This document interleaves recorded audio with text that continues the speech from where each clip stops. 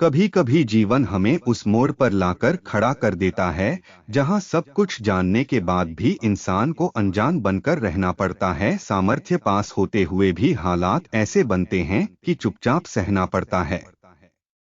यही बीते 4 महीनों में राहु के साथ घटित हुआ।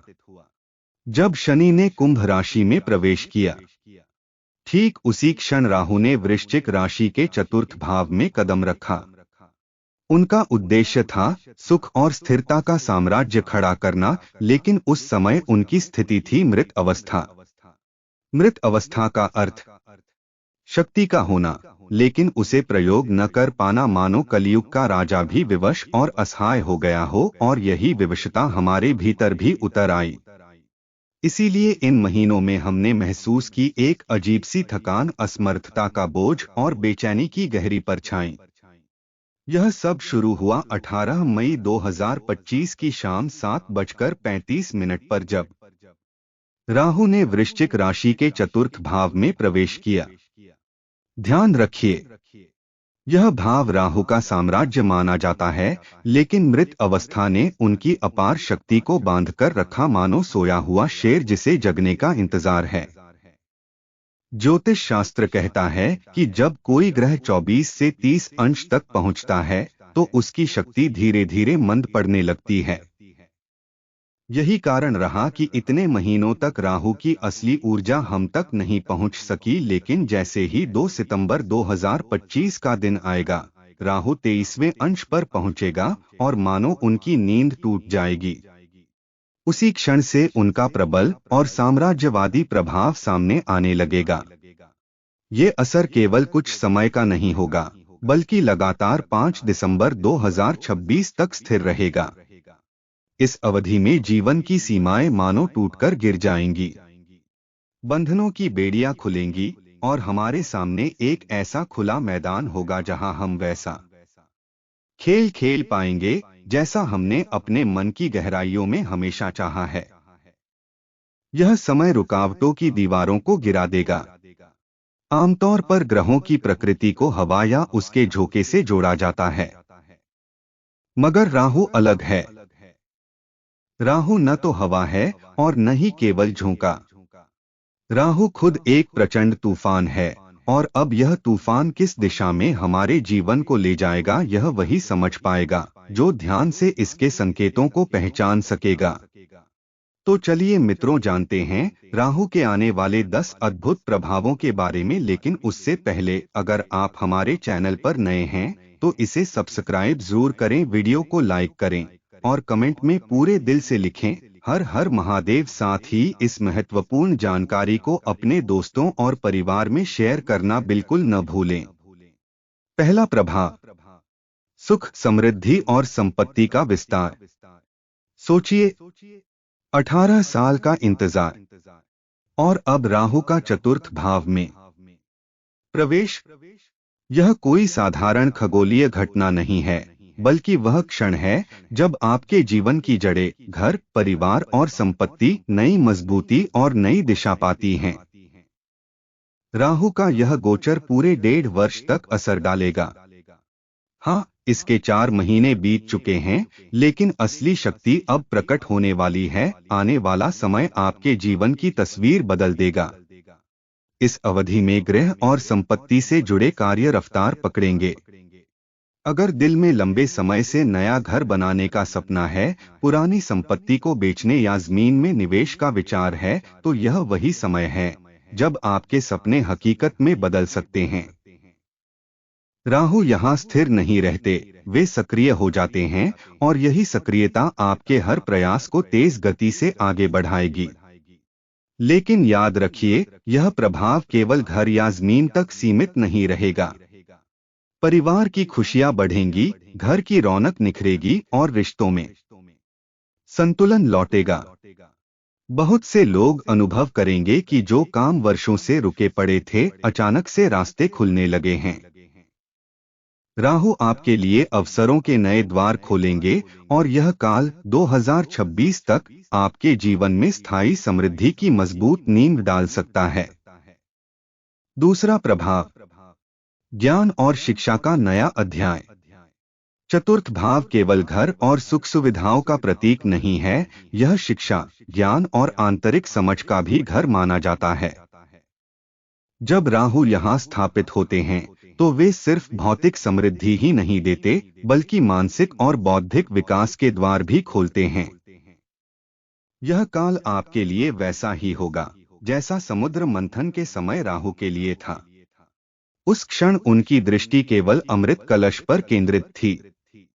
न दाएं देखा न बाएं, सारी चेतना बस उस एक लक्ष्य पर टिकी थी।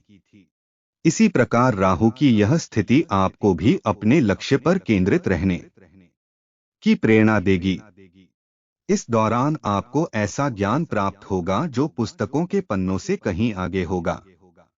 यह ज्ञान आपकी सोच को नया दृष्टिकोण देगा, आपके जीवन की दिशा को स्पष्ट करेगा और आपकी ऊर्जा को एक ही बिंदु पर केंद्रित कर देगा। तीसरा प्रभाव, अष्टम भाव पर राहु की दृष्टि और बंधनों से मुक्ति। जब राहु अपनी दृष्टि अष्टम भाव पर डालते हैं तो यह मानव जीवन में अचानक आने वाली गहन क्रांति की शुरुआत होती है। अष्टम भाव बाधाओं, रहस्यों, अदृश्य रुकावटों और मानसिक उलझनों का प्रतीक है।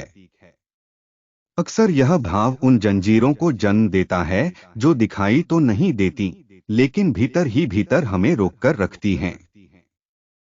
अब तक आपके जीवन में जो परिस्थितियां आपको बांधकर खड़ी थीं, राहु उन अदृश्य बंधनों को तोड़ देंगे। जिन रास्तों पर आपको हमेशा बंद दरवाजे दिखाई देते थे, वे अचानक खुलने लगेंगे। कठिनाइयां अब भी आएंगी, लेकिन इन चुनौतियों के बीच राहु आपको यह ताकत देंगे कि आप गिरकर भी दोबारा उठें और पहले से अधिक मजबूती के साथ आगे बढ़े। अष्टम भाव पर यह प्रभाव कभी कठिनाई, कभी चुनौती के रूप में सामने आएगा, लेकिन अंत में यही कठिनाइयां आपको और अधिक निखार कर बाहर लाएंगी, एक नए रूप में, एक नई शक्ति के साथ। चौथा प्रभाव, दशम और द्वादश भाव पर राहु की दृष्टि। दशम भाव कर्म, कार्यक्षेत्र और समाज में आपकी पहचान का प्रतीक है। जब राहु अपनी दृष्टि इस भाव पर डालते हैं तो वे आपको पारंपरिक राहों से हटकर सफलता की ओर ले जाने की प्रेरणा देते हैं। इस समय हो सकता है आप अचानक किसी नए करियर की ओर बढ़े या फिर पुराने काम को ही एक ऐसे अनोखे तरीके से करें कि लोग आपकी अलग पहचान बनाने लगें। यह दृष्टि इस बात का संकेत है कि आपका परिश्रम अब नए मार्ग खोलेगा। वहां से अवसर निकलेंगे जहां तक लोगों की कल्पना भी नहीं पहुंचती। राहु आपको यह भरोसा दिलाएंगे कि कभी कभी असफलता की पगडंडी ही छिपी हुई सफलता का असली दरवाजा होती है। दूसरी ओर जब राहु की दृष्टि द्वादश भाव पर पड़ती है तो आपके भीतर छिपी हुई आध्यात्मिक प्यास जागृत होती है।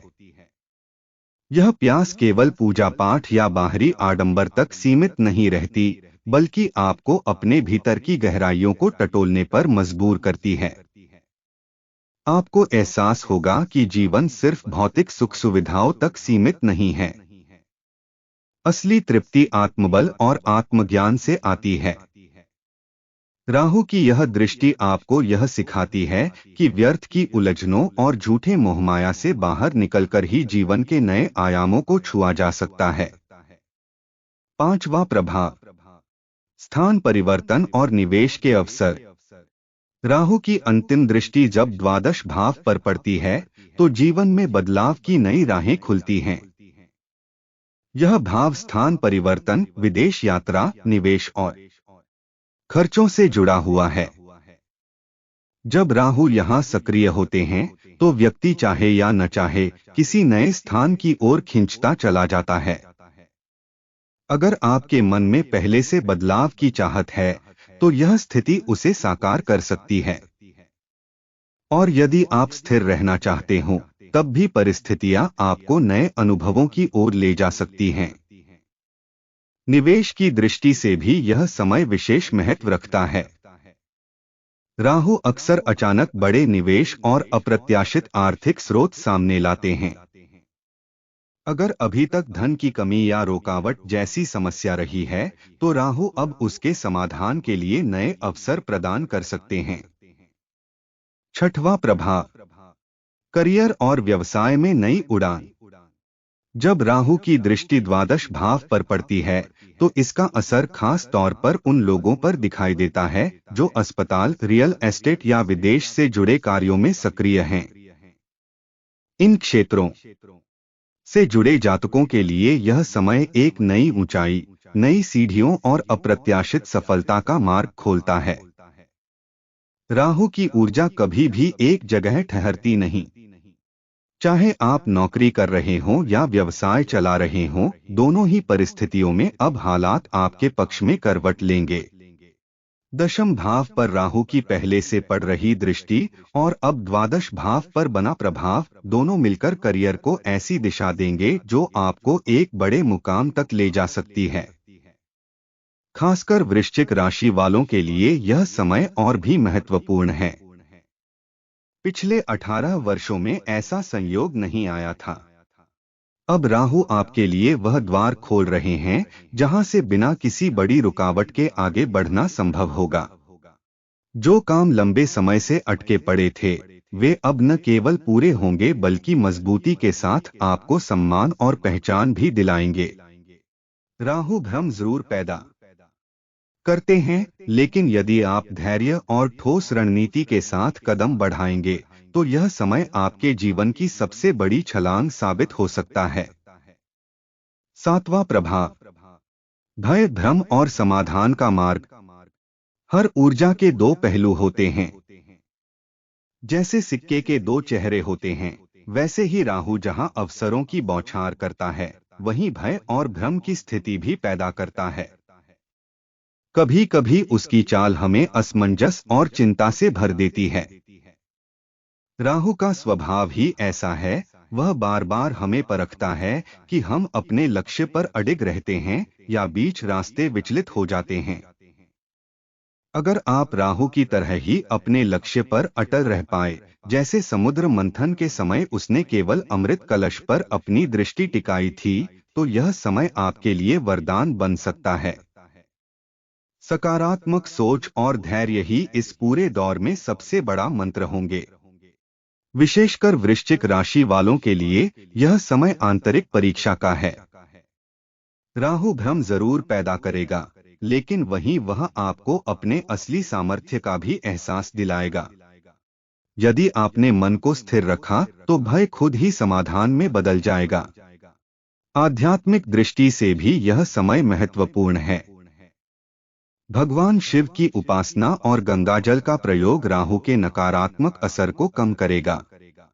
शिवलिंग पर जल अर्पण करना या स्नान में गंगाजल की कुछ बूंदें मिलाना विशेष रूप से शुभ सिद्ध होगा।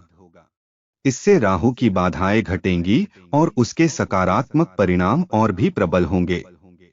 तो मित्रों, अगर आपको यह ज्ञान उपयोगी लगा हो तो कमेंट में दिल से हर हर महादेव जरूर लिखें। वीडियो को लाइक, शेयर और सब्सक्राइब करना न भूलें। आपका आभार।